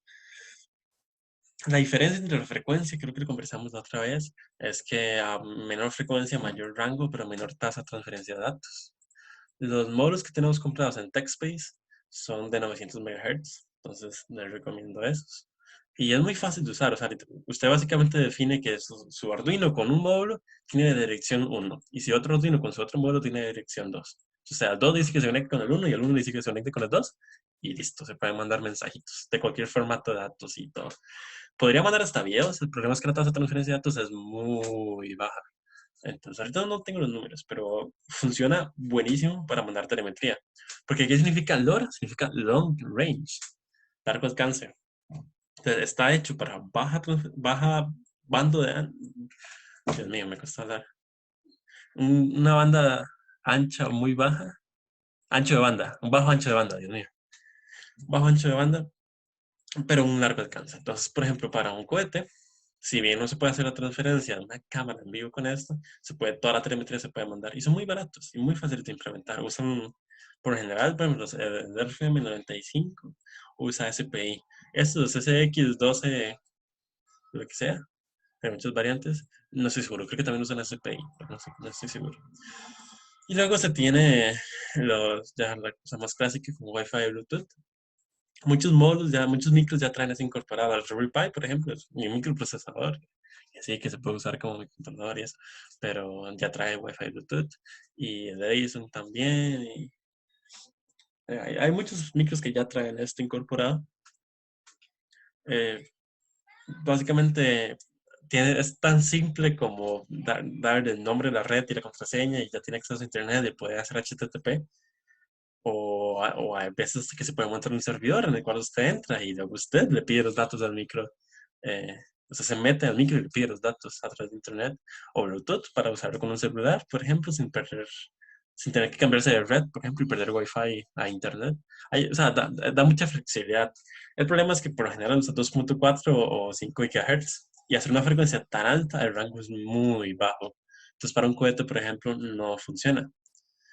Ahorita el rover, como lo estamos usando en lugares pequeños y así, y lo perseguimos con una red Wi-Fi, pero vamos a usarlo ahora, al futuro. Entonces, como ese dato. Y ahora sí, para ir terminando, quiero que conversemos de actuadores. Los sensores miden... Okay. Voy a echar una hablada de cuando lleve sensores y actuadores el curso. Un transductor suena mucho como a traductor, ¿verdad? Entonces, básicamente, transductor traduce una señal eléctrica a una señal física o a algo físico o viceversa. Entonces, un sensor es un transductor que agarra una señal física y la pasa a eléctrica, y un actuador es un transductor que agarra una señal eléctrica y la convierte en una señal física. Cuando hablamos de sensores, estamos midiendo. Cuando estamos o sensando. Cuando estamos hablando de actuadores, estamos actuando en el mundo. Entonces, ¿qué tipos de actuadores tenemos? Como los más clásicos, tenemos motores DC, o CD, perdón, si hablan español o en inglés. Corriente directa, usted simplemente le pone un voltaje y dele bimba. Si usted tiene 5 voltios y funciona así, o sea, porque ve que es que en esa foto no se ve muy bien, pero solo tienen 2 pines, positivo y negativo. Si usted les alterna, cambia la dirección, pero en un voltaje determinado va a una frecuencia determinada. Entonces, ¿qué pasa? Si bien no se puede pegar una batería y va a dar vueltas y usted no lo puede controlar, no lo puede encender, no lo puede apagar. Entonces, lo que se usa es un driver. Para casi todos los motores, excepto los servos, que ahorita vamos a hablar, se ocupa hacer un driver. Un driver es un chip externo que básicamente hace magia. Hay circuitos que pueden revisar para como gente estudiando analógica, así que de hecho los pueden hacer. Es el puente H, H-bridge. Básicamente un arreglo de transistores. Puede ser BJTs o pueden ser eh, MOSFETs o lo que sea. Que si yo alterno diferentes puntos de ese circuito, cambio la polaridad del motor, entonces va para adelante o va para atrás. Y luego todo eso, o sea, básicamente eso es la lógica, pero yo igual tengo como el cable de alimentación. Este cable de alimentación, yo lo enciendo y lo apago usando un PWM, porque todo lo demás, al final de cuentas, lo que hace es encender y apagar algo, ¿verdad? Por un periodo de tiempo, como hablamos antes. Entonces, si yo habilito y deshabilito ese circuito, yo estoy encendiendo y apagando el motor y eso me permite controlar la velocidad de cierta manera. No es tan, o sea, dependiendo del controlador y el motor, sí es lineal, en el sentido que usted tiene un 50% en el ciclo de trabajo del PWM, el motor veía 50% de velocidad, pero sí. Yo es que hasta, no sé, eso me suena tan sketchy. Yo lo he usado y todo, pero cuando llevé máquinas y todo eso me hace pensar mucho como que cuando se enciende y se apaga pueden haber picos de voltaje o lo que sea. Aparentemente no, y aparentemente es algo muy común que la gente usa y todo, entonces den bien, o sea, yo en Texas lo hemos hecho y nunca ha habido nadie que ha tenido ningún problema y en internet y todo funciona perfecto. Pero no sé, me parece una solución tan, ay, no sé, tan poco elegante. Pero sí, en general, sí, son los más baratos que hay, son muy sencillos de usar, por ejemplo, o sea, usted le pone un voltaje y el más se mueve y ya, pero tienen muchos problemas, tienen bajo torque, la eficiencia es bajísima, se echan a perder porque, sí, exactamente, se echan a perder porque, y son unas escobillas ahí por cómo funcionan, porque el rotor es donde tienen las vainas estas, los arrollados de cable, entonces usan las escobillas que se desgastan y se joden. Y yo no tengo forma para saber dónde está, en qué ángulo está en este momento. Se ocupa un encoder sí o sí, si quieres saber dónde está. Y por eso existen los motores a pasos, que son una belleza. Entonces, no sé, también se ve en esta foto, pero los motores a pasos por lo general tienen 4, 6 o 8 cables. Y lo que buscamos un diagrama, básicamente.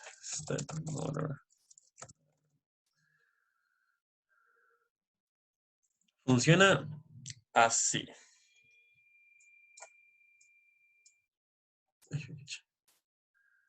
Lo que yo hago, bueno, no sé qué también lo pueden ver en este momento, pero básicamente yo tengo el rotor, que es un tubo de metal que puede ser bien magnetizado, y luego yo tengo el estator, que es donde están las bobinas, pero ven que hay como un desfase, o sea, yo tengo 8 eh, estatores, pero solo 6 puntitos en el rotor. Entonces lo que pasa es que si en un solo momento solo va a haber, no, el 3 y el 6 están alineados con el B y el B'. Entonces lo que yo hago ahora es que voy a apagar la bobina B y la bobina B' y voy a encender la bobina A y la bobina B'. Entonces eso va a jalar el 1 y el 4 que se alineen. Luego apago eso, si enciendo el D y el D', y entonces eso va a jalar a que el 2 y el 5 se alineen. Y así. Entonces yo lo que hago es que apago estas dos bobinas y enciendo otras bobinas y así voy como jalando el... Gracias, bobinas, se me dio la palabra. Va como jalando el rotor pasito a pasito. Y por eso se llama motor a pasos. ¿Pero qué significa eso? Que si yo tengo que explícitamente decir, muévase un paso, y cuando se mueve un paso se queda ahí, yo puedo contar el número de pasos a los que está dando. Y yo puedo decir si en el rotor hay X puntitos, X dientes, por decirlo de alguna forma, si fuera un engranaje, eh, digamos que hay, no sé, 10 dientes, entonces, y una vuelta son 360 grados, yo sé que cada paso van a ser 36 grados, ¿verdad? Entonces yo puedo contar el número de grados usando el número de pasos. A nivel estándar son 1.8 grados por lo general. No significa que todos son así, pero por lo general son 1.8 grados por paso. Y dependiendo de su controlador, porque es la verdad es que es muy, muy jodido controlar cada bobina así a pata, entonces uno usa un controlador que lo que hace es que usted tiene un pin y cada vez que se manda un pulso a ese pin les da un paso. Es decir, él ya lleva como a nivel interno, sabe cuál bobina eh, le toca ahora ser energizada. Entonces él va ahí, se manda de un paso y más lo da. Él hace la lógica de qué paso dar. Entonces, estos controladores a veces tienen una función que se llama microstepping, que es que usted puede dividir un paso entre 16 o hasta entre 64. Entonces usted cuando dice que un micropaso puede ser un 64 grados de paso, o sea, 1.8 grados entre 64. ¿Y eso qué significa? Que tiene una precisión enorme. Y por eso, en máquinas como impresoras 3D, cortadoras láser, CNC o hasta robots de medicina o cualquier uso industrial, o sea, estos por diferencia son los motores más usados en el mundo. Por eso, porque tienen una precisión muy alta, eh, el torque es enorme, son muy resistentes. Ese motor que está en la foto, que como ese formato, por llamarlo una forma que tiene como una placa metálica, una vara negra, otra placa metálica, eso es un estándar, se llama estándar NEMA. Entonces está NEMA 17, NEMA 24, y diferentes números determinan el tamaño del motor y la forma del motor. Y a su vez determinan como el torque, la precisión, entonces están muy estandarizados, entonces usted puede hacer maravillas su impresora y sacar motores NEMA algo, por ejemplo, tal vez, y usarlos en su proyecto. Por eso es que son tan buenos y usted va a lado. Eso sí, son un toque caros. El control, hay que poner un asterisco a ese control más complejo, porque si usted usa un controlador externo es facilísimo. Si usted se puede hacer el controlador, puede ser más complicado. Pero, pero sí, o sea, en general son muy buenos. Son, es que son maravillosos. Y luego están los otros motores que son maravillosos, que son los servomotores. El toque de los servomotores es que no tienen rotación continua, van únicamente aproximadamente de 0 a 180 grados y listo. Entonces, ¿qué pasa? Que usted le puede decir, vaya al grado tal. Entonces, yo quiero que vaya a 180 grados, vaya a 90 grados, vaya a 93.5 grados.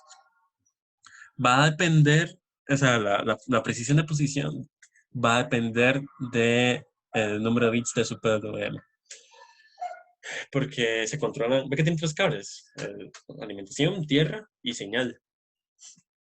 Lo que pasa es que en el cable de señal se manda un PWM y dependiendo del ciclo de trabajo va a ser el ángulo que va a ir.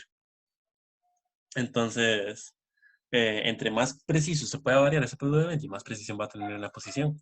En Arduino, por ejemplo, es de 8 bits, entonces tiene 256 posibles posiciones. Entonces, básicamente de 180 grados entre 255 es la precisión que puede tener de un servo a la hora de usar un Arduino. Puede que otros micros tengan PWM de 10 bits, que haya 0, 1023. Entonces ahora va a tener 180 grados entre 1024 de precisión. Lo mismo con los AECs, por cierto. Tienen un número de bits. STM32, por ejemplo, tienen 12 o 14 bits. Eso significa que tiene una precisión enorme de entrada y de salida va por ahí también. Entonces, los servos, pero, o sea, es casi, o sea, es, a nivel práctico yo les puedo asegurar a ustedes si ustedes dicen que vaya a 170 grados y su PWM da para que ya vaya a 170 grados, el servo va a ir a 170 grados. Y con un torque bastante respetable. O sea, está ese G90 que está ahí y está ese G92, que es todavía más pequeño y cuesta darles vuelta a esos ejes. O sea, tienen un torque rajadísimo. Entonces, los servos se usan mucho en brazos robóticos, por ejemplo, en mecanismos de pan and tilt, que es como para apuntar una cámara a un lugar, ese tipo de movimientos de rango limitado que ocupan precisión. Para cuando es como un rango limitado, se puede usar motor a pasos. Ahora, hay algo que se puede hacer, pero sí, normalmente están limitados a desplazamientos de 180 grados. Normalmente es porque usted puede agarrar, meterse, desarmarlo, cortar algunos palitos y un desmadre, y ahora es de rotación continua, en vez de solo de 0 a 180 grados. Lo que pasa es que el PWM, en vez de decirle, si usted le dice que vayan a no, son 180 grados, si usted le dice que vaya a 90 grados, el MAE va a estar frenado.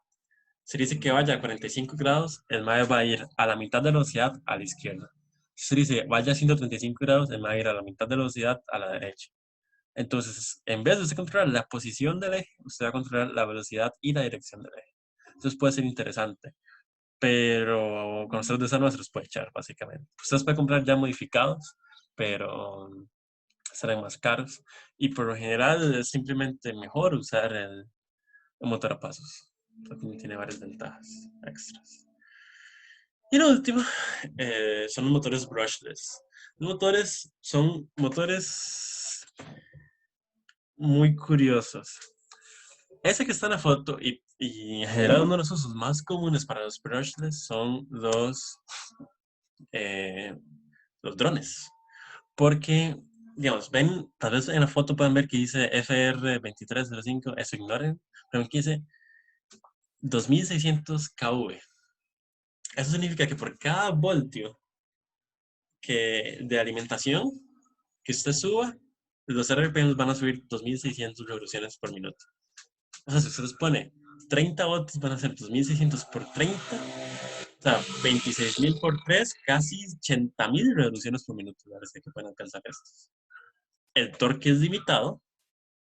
No, es que depende mucho, pero básicamente funciona como motor trifásico. Entonces, tal vez en la foto pueden ver que tiene como un montón de, de bobinas, así se me fue de nuevo la palabra, un montón de bobinas. Entonces, similar al montar a pasos, lo que usted hace es que usted controla qué bobinas están encendidas en qué momento. Entonces, ocupa una señal trifásica, sí es cierto, y para eso está el controlador que está más abajo. Ustedes ven, tienen como los dos cables rojo y el negro que salen de abajo. Esa es la alimentación. Tiene la salida roja, negra y azul, que es lo que va al motor. Y tiene como unos conectores blancos, unos JCTs, ahí va la señal. Entonces, a eso usted básicamente le dice, vaya a tantas revoluciones por minuto. Y esto que está aquí, es un microcontrolador. Eso es una mega. Entonces, lo que hace es que recibe por acá la señal de que él quiere ir y él controla esos MOSFETs que están ahí para ir a esa velocidad. Hace la lógica. Entonces son controladores dedicados que se dedican a generar esa señal trifásica digital que son para mover eso. Entonces son de alta velocidad, alto torque, son muy eficientes, son muy duraderos y son muy caros. Son muy, muy caros. Y el control es jodido. Y a nivel de espacio son bastante espaciosos. Pero, como les digo, si van a hacer cosas voladoras que no usen propulsión química, o sea, si quieren es como drones, helicópteros, aviones, cosas así, usan brushless por la alta velocidad. Yo nunca he usado ni he visto motores brushless de baja velocidad, simplemente no lo conozco. Y tienen suficiente torque como para cortar una mano, básicamente, si se ponen a ver. Y sí, de hecho, o sea, en Copato nunca tuvimos accidentes con personas, pero cuando se me volcó un dron muy grande, chapió el lugar y se enterró en la tierra. O sea, es muy, muy fuerte. Y luego destruyó las hélices y se destruyó. Pero sí, o sea, básicamente son buenos, pero son muy caros. Y de aquí a que les encontremos unos en Tex Pieces, va a faltar un poco. Luego ya, para ir terminando los actuadores, precauciones que hay que tener con esto. Nunca, nunca conecten un motor directamente al microcontrolador. Los pines digitales del microcontrolador son para transferir señales y datos. Con mucho puede manejar una cantidad como 10 LEDs, si acaso, entre todo el micro.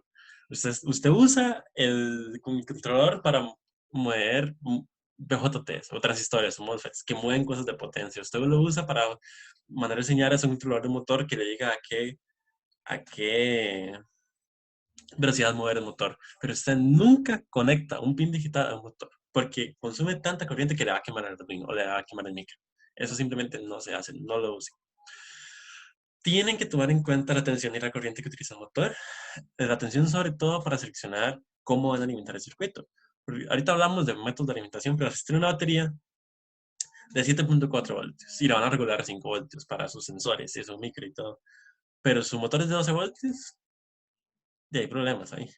Entonces tiene que cambiar la alimentación. Simplemente tiene que usar una batería de 12 voltios, por ejemplo, y regular a 5 voltios. Y eso va a causar que el regulador disipe mucha energía, entonces tiene que poner un disipador y ya es toda una ramificación de requerimientos que tienen que tomar en cuenta por el motor. Entonces, por eso les digo, cuando vayan a diseñar un proyecto, vean qué variables tienen que medir y qué variables tienen que controlar y luego empiezan, ok, voy a usar este motor para crear esta variable y este sensor para medir esta variable. Este sensor ocupa tales interfaces, el motor es de este tipo y ocupa tal voltaje. Y luego ahí van con la alimentación y el micro, ese tipo de cosas. Algo muy importante, ¿cómo van a montar el motor? Proxipol no es una respuesta 100% válida.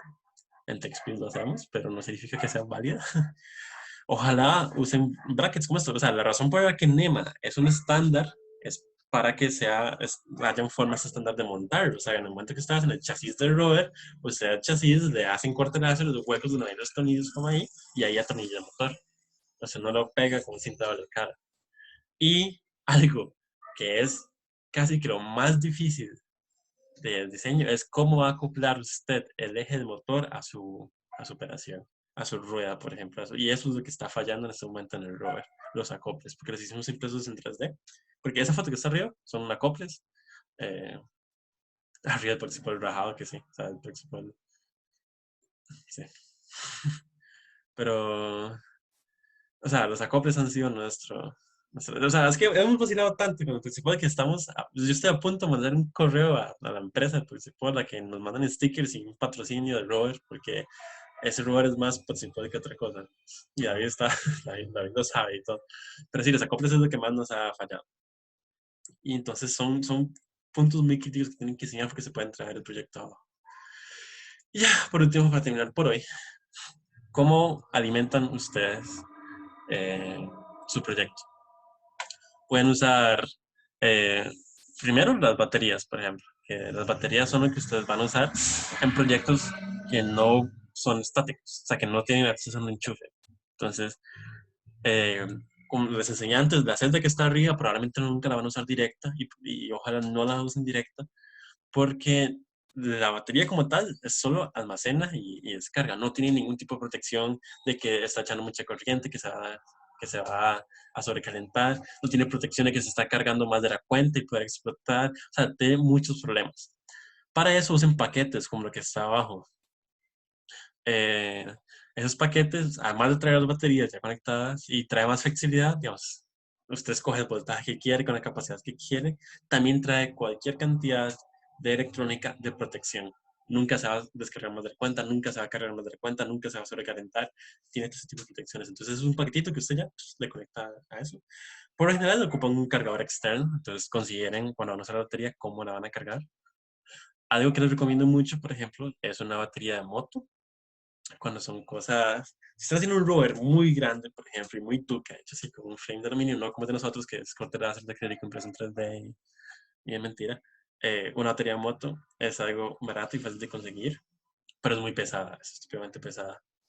Eh, Nosotros, por ejemplo, estamos usando una batería, un paquete de batería de 11.1 voltios para mover, de 11 o de 14, no me acuerdo, pero David se recuerda, para mover los motores como tal, porque son de 12 voltios, y una batería de celular portátil para mover la Raspberry Pi y los sensores.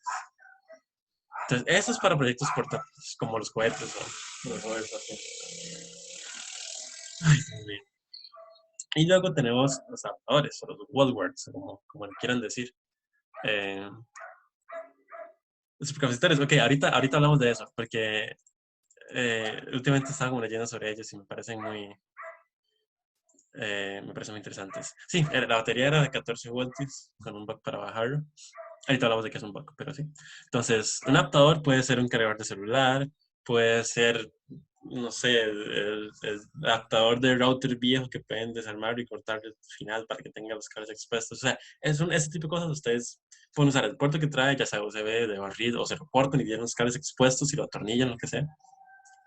O ya una fuente, como la foto de arriba. Eso es una fuente, ya fuente que se conecta con un cable gordote a la pared y luego ahí atornilla cables y los tiene.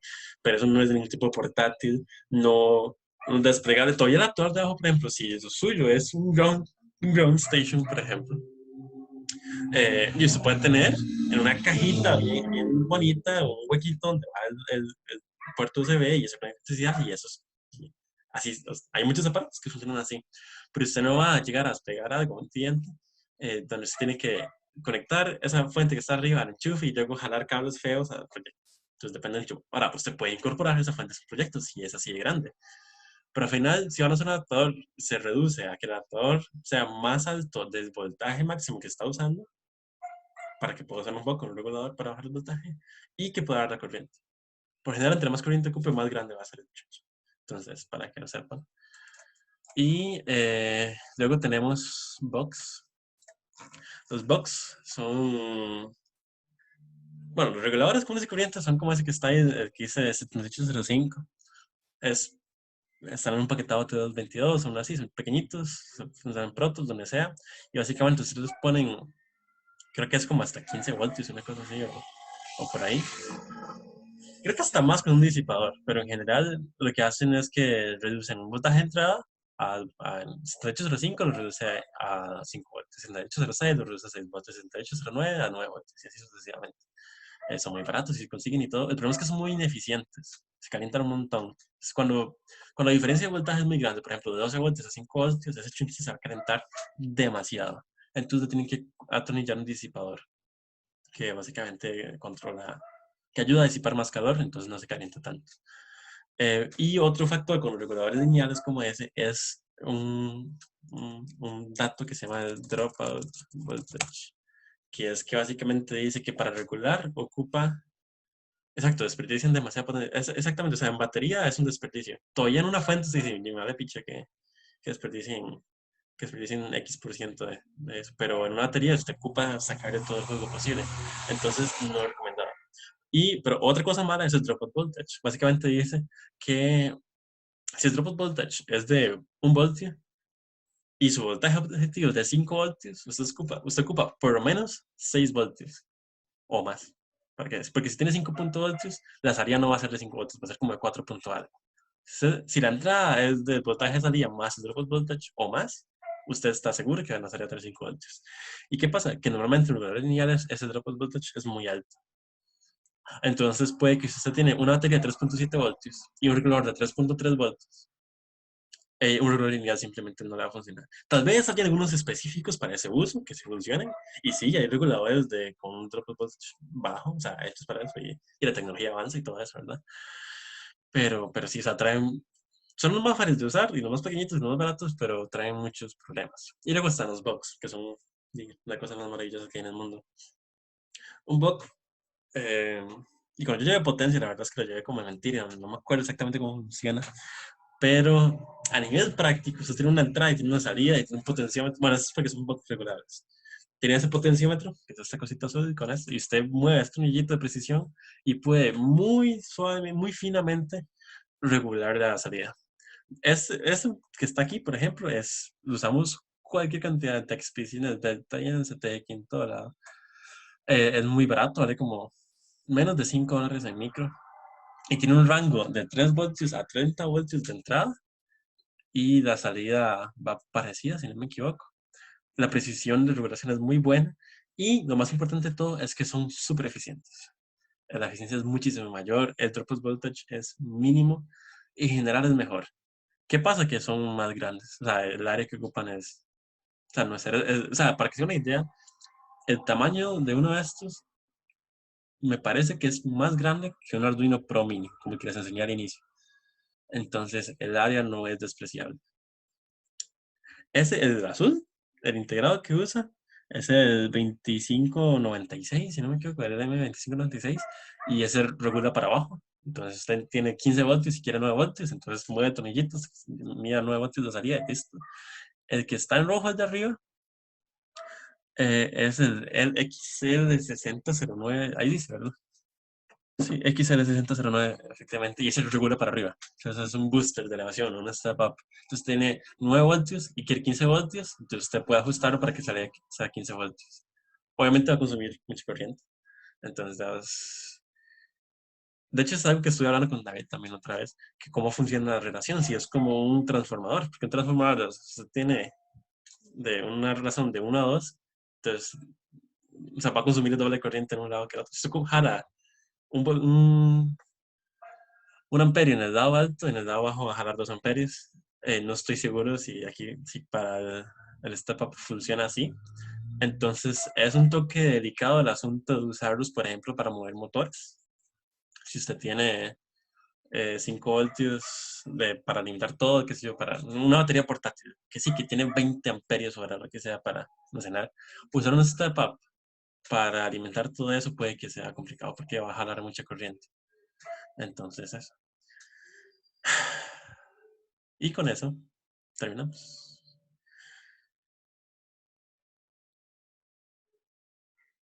Sí, pero no es que los dobladores de voltaje y esto tienen una capacidad de corriente muy baja.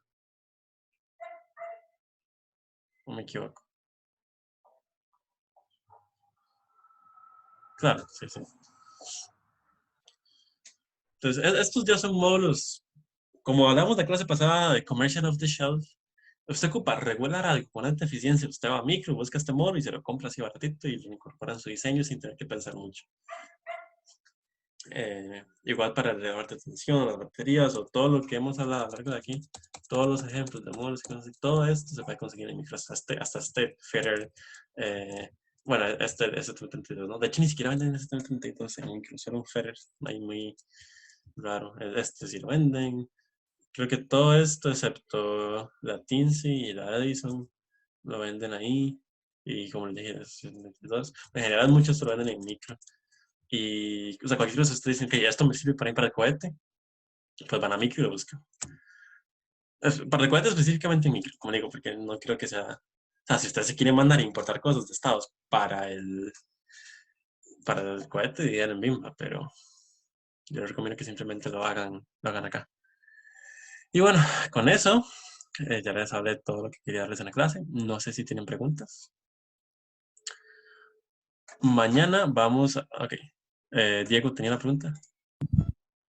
Mae, ¿no has hecho la medida de la corriente? Ahorita acá estás preguntando si será que consume el doble, o sea, no creo que consuma el doble de corriente de un lado que del otro, pero nunca has hecho la medida con un... O sea, que nunca los he usado. Ah, no, mentira, sí los he usado, pero una vez y cuando lo usé no lo medí. Simplemente lo usé y ya. O sea, y es que era una aplicación que tenía muy bajo consumo de corriente. Entonces no, ni me preocupé. O sea, si tienen como una corriente máxima de salida, como 3 amperios, pero nunca revisé cuál era como la corriente de entrada y no, nunca lo he medido. Entonces, o sea, por eso digo, yo creo que es una cuestión de simplemente ir a la hoja de datos y ver qué dice, pero nunca lo he hecho, la verdad. Es que, como les digo, es una mejor práctica tener una batería de un voltaje más alto y usar un poco para regular para abajo que usar un elevador de tensión. Está bien. Pero sí, o sea, en cuanto a Y, cantidad, no, nunca lo he revisado. y esos paquetillos de baterías, ¿cómo cuánto cuestan? ¿No son un poco caros? De hecho, los podemos ver aquí mismo. Ticos FPV, que les había enseñado la otra vez, se van a baterías, por ejemplo, como les dije, 2S, 1 por 3, 2S son 2 por 3.7 voltios, 7,4 voltios. Entonces, digamos que queremos baterías de 7,4. Venimos acá, tenemos varias opciones. Eh, y una de 300 miliamperios por 2 de 2S cuesta $21. Pero esta, por ejemplo, 450, 2S cuesta $6. Entonces, probablemente estos son de una calidad mucho más alta y así. Pero las estas están baratas. Baterías más de los 6S son como 16 voltios, ¿no? ¿Cuánto? 22 voltios, perdón. Cuestan parecido, $40 por una de 1300 mil. Entonces el precio no escala tantísimo como va subiendo. Igual acá no hay como no hay como muchísimas baterías que digamos, hay como de dónde escoger. En micro JPM también, según internet se puede asumir que se mantiene la potencia, entonces se puede calcular como si fuera un transformador. Ok, entonces si se consume 1 amperio al doble del voltaje, entonces se consume el doble de la corriente a la mitad del voltaje en la parte baja. Parece que sí es así. En micro JPM está la sección de baterías y dos opciones, por ejemplo, está 7,4 voltios, 1 amperio hora, 15 voltios, 15 dólares, y enredo, mano de dormir. Y luego hasta 7,4 voltios, 2200 miliamperios hora, $26. Son cariñositas, pero estas barras están hechas para una descarga muy alta, con muchos ciclos de trabajo, para mantenerlas, entonces le va a durar mucho tiempo. Y como tiene muchas protecciones de sobredescarga y sobrecarga y todo eso, eh, es muy difícil dañarlo. O sea, es más fácil que se dañe como mecánicamente que algo las punce o algo así, a que sea el uso. Y por ser lipo o litio ion, casi no tienen problemas de memoria, de carga, o casi no existe. En general son muy buenas. O este paquete de 6.6 amperios hora, 3.7 voltios, ahí está, $42. O sea, son cariñositas. Estas, por ejemplo, son las que más se recomiendan para usar con las que son como una tabletita, no sé ni cómo explicarles, pero Ujú. estas de acá son las que más se recomiendan para usar con el Feather. Yo usaría una como esta, 850 miliamperios hora, son 3.7 voltios y ya traen hasta el conector JST para que lo conecten directamente. Y con esa batería se puede alimentar todos sus circuitos, siempre y cuando usen el 3.3 volts, ¿verdad? Porque el Ferrer funciona con 3.3. Entonces, con esto se conecta ahí y listo, se olvida de baterías y todo eso. Estas otras, las más grandes, cargador dedicado. Y pues un toque cargados. Vea esto, por ejemplo, cargador de 80 watts. Pero estos cargadores tienen voltaje ajustable, pueden ser hasta de 6S o así, tienen una capacidad muy alta. Pero un cargador cuesta $45. Y pues entonces para estas cosas más grandes se ocupa un cargador dedicado. Para estas otras, hasta un Ferrer puede usar. Entonces depende de la aplicación. Para un cohete y eso, yo creo que es posible conseguir que todos los sensores sean a 3.3 voltios y usar un micro como Ferrer, por ejemplo, y con una batería de estas que son pequeñitísimas, alimentar todo. Ok, ok. Entonces, Este, sí, está bien. Sí, para el cohete que vamos a hacer no ocuparemos nada que ocupe otra batería aparte de la que estamos alimentando. exacto. Es como no van a haber motores. Y es, por ejemplo, en Miravalles, vamos a abrir unas compuertas ahí como shuttle y un ignitor que es una carga pirotécnica para sacar el nose con, o sea, ya un desmadre más. Y para eso se ocupamos. Bueno, antes alguien, sí, los supercapacitores, a eso iba. Eh, Cuentos pasivos, capacitores, supercapacitores. Entonces, me incluyen los supercapacitores. Es un toque cariñosito, digamos. Este es como el que veo más vacilón. 10 faradios a 2.5 voltios cuesta $8. 10 faradios es un montón. O sea, es demasiado.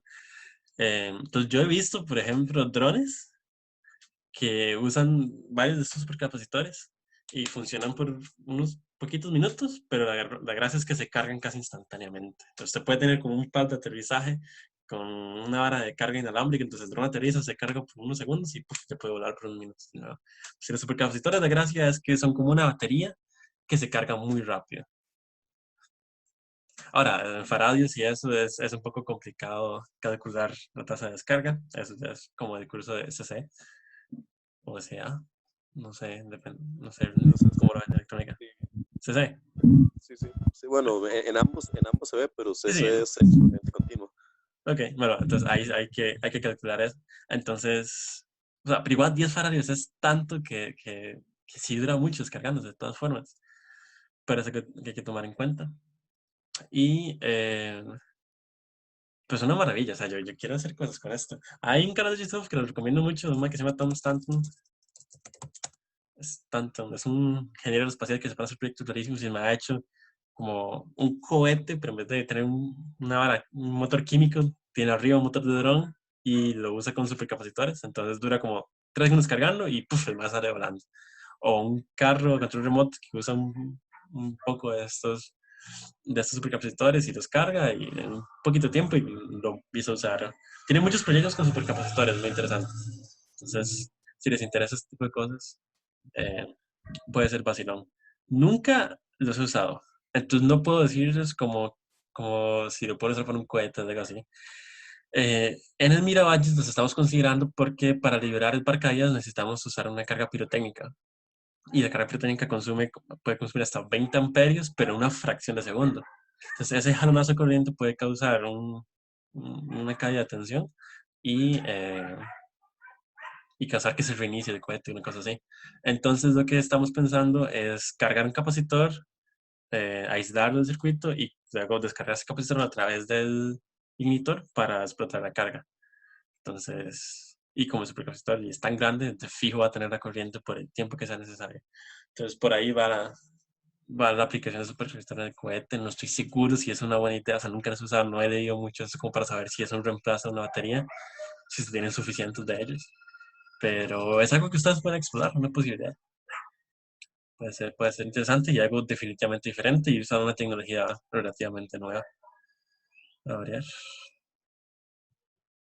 Mira, varios vamos a generación eléctrica. Usted dice como usando un peltier o algo así para agarrar el calor del motor y cargar una batería, un capacitor.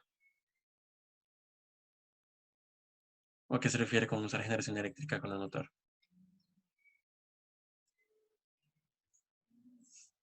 Sigrid, puede hablar.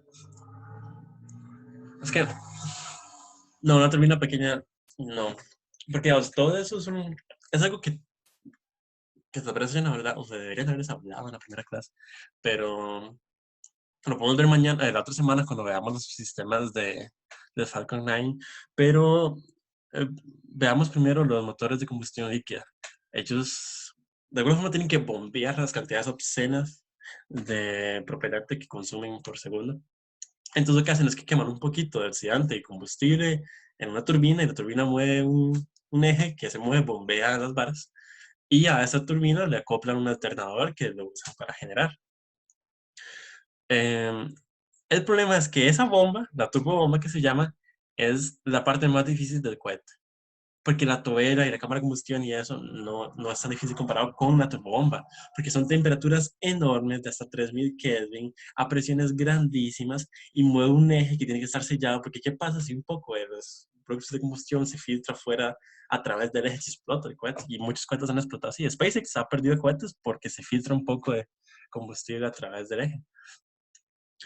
Eh, y eso es por naturaleza, que pueden bombear eso. En un motor sólido no se puede hacer de todas formas directamente, porque sería como que el chorro de salida del gas de estadía pase a través de una turbina, pero eso bajaría enormemente la velocidad de salida del gas, entonces pues, se caería abajo el empuje del motor, además de que esa turbina tendría que ser sumamente potente y además de que el motor solo está encendido por 2 segundos, o 6 segundos creo, como mucho.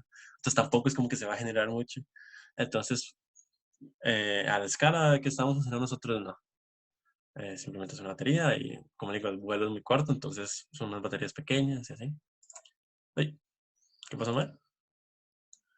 Bueno, y no lo harían, digamos, para utilizarlo con los capacitores, no lo harían como lo hacían las cámaras viejas. Bueno, supongo que aún cámaras lo utilizan con los flashes, digamos. No es un buen método para liberar el motor, me refiero, para la Eso no es carga. que usa, eso usa Y utiliza un capacitor y un un inductor capacitor. para. Sí, sí. Sí, sí, O sea, sí, eso es lo que vamos a hacer. O sea, cargar un capacitor y descargarlo de golpe para prender el micrófono que se va a calentar mucho.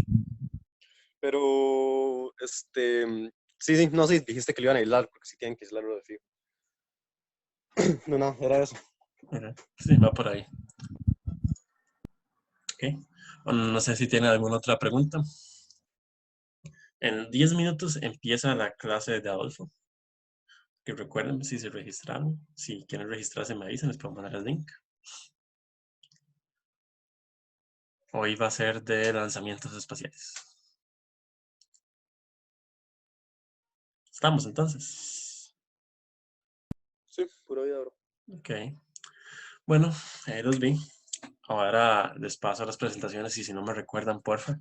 Y nos veríamos la otra semana para analizar el diagrama que medio vimos la semana pasada y entrar bien como en la parte de control de un cohete, de verdad. Esa va a ser como una clase más informativa y no va a ser tan aplicable para el proyecto de ustedes, pero creo que puede ser interesante también.